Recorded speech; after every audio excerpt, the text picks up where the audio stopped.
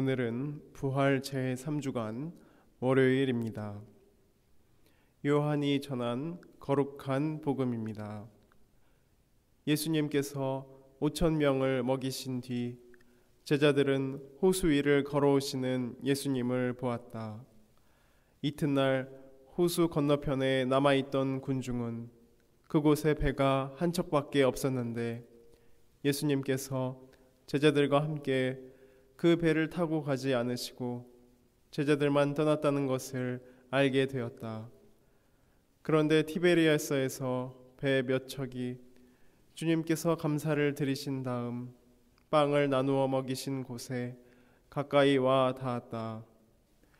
군중은 거기에 예수님도 계시지 않고 제자들도 없는 것을 알고서 그 배들에 나누어 타고 예수님을 찾아 카파르나움으로 갔다.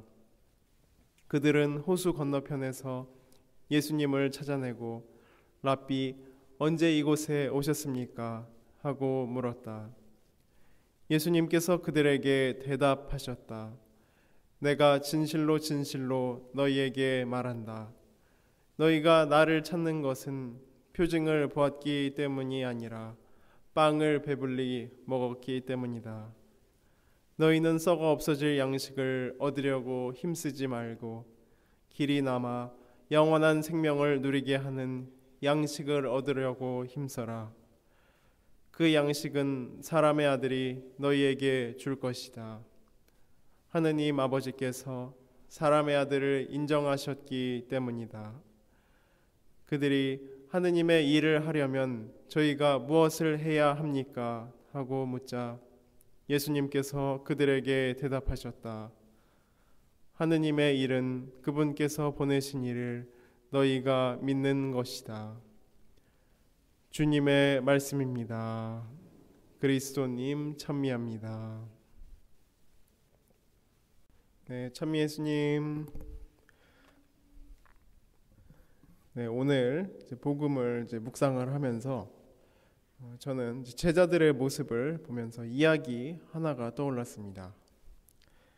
이 옛날 옛적에 엄마 개구리와 아들 개구리가 살고 있었습니다. 근데 이 아들 개구리가 어찌나 말을 잘 안 듣는지 엄마 개구리가 오늘은 산으로 가자 하면은 냇가로 가고 냇가로 가자 하면은 산으로 가는 아들이었습니다.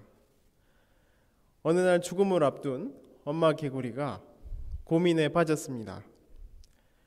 자신이 죽거든 산에다가 무덤을 만들어야 하는데 아들 개구리가 매사에 반대로만 말을 들으니까 고민에 빠지게 된 것입니다. 그래서 엄마는 아들 개구리한테 이렇게 유언을 남겼습니다. 내가 죽거들랑 냇가에다가 무덤을 만들어 주렴. 얼마 후에 엄마 개구리가 죽어서 무덤을 만들게 됐습니다. 평생 어머니 말씀에 반대로만 하던 아들 개구리가 엄마 개구리의 무덤을 어디다가 만들었을까요? 사실 아들 개구리는 어머니의 말씀에 이제라도 순종하겠다며 어머니 말씀대로 냇가에 무덤을 만들었습니다. 근데 어머니 무덤을 냇가에다 만들고 보니까 비가 올 때마다 아들 개구리는 걱정이 가득하게 되었습니다. 그 불어난 빗물에 어머니의 무덤이 떠내려갈 것 같았기 때문입니다.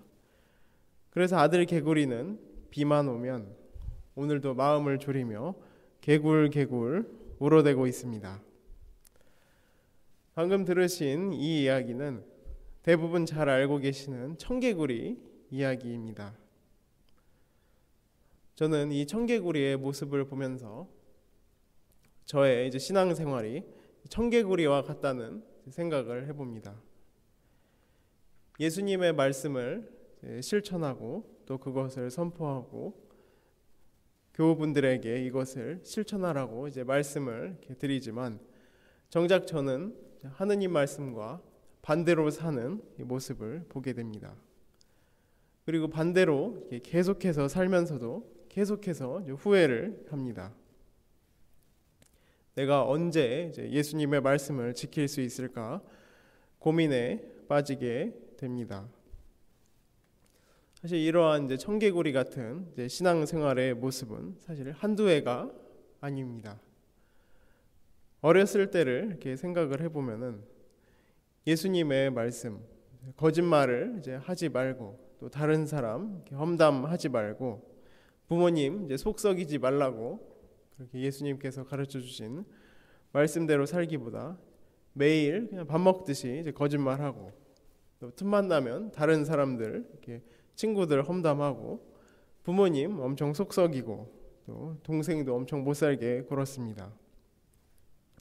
근데 이러한 와중에서도 예수님께서 우리를 왜 부르고 계시는가? 이렇게 나약한 인간을 당신께로 끝까지 불러들이고자 하시는 이유가 무엇인지 다시금 생각을 해보게 됩니다. 근데 오늘 복음에서 제자들의 모습을 보면 예수님과 함께 있지만 그 뜻을 잘 실천하지 못하는 모습을 보여줍니다. 복음서를 조금 더 읽다 보면 유다는 나중에 예수님을 심지어 팔아넘기기까지 하고 또 제자들은 예수님을 떠나 도망을 갑니다. 근데 이 모든 것을 제자들이 언제 깨닫는가? 예수님이 돌아가신 후에 이것을 깨닫게 됩니다. 예수님의 죽음은 제자들에게 있어서 삶의 큰 변화를 가져다 주었습니다. 어머니 청개구리가 죽어서 아들을 깨우쳤듯이 예수님께서 당신의 죽음으로 당신의 제자들을 직접 깨우쳐 주신 것입니다. 그래서 예수님의 부활도 참으로 의미가 있지만 죽음 자체에도 깊은 의미가 있습니다. 사실 하느님께서는 자기 중심적이고 또 인간적인 한계를 지닌 우리의 말과 행동을 잘 알고 계십니다. 우리가 당신의 뜻과 반대로 살아가고 있다 하더라도 하느님께서는 그것마저도 당신의 큰 사랑 안에 넣어주고 계십니다. 하느님의 사랑을 믿고 우리의 말과 행동을 부족한 가운데에서도 실행하며 우리에게 오시는 예수님, 우리 마음속에 오시는 예수님을 받아들일 수 있는 그런 복된 하루 되셨으면 좋겠습니다.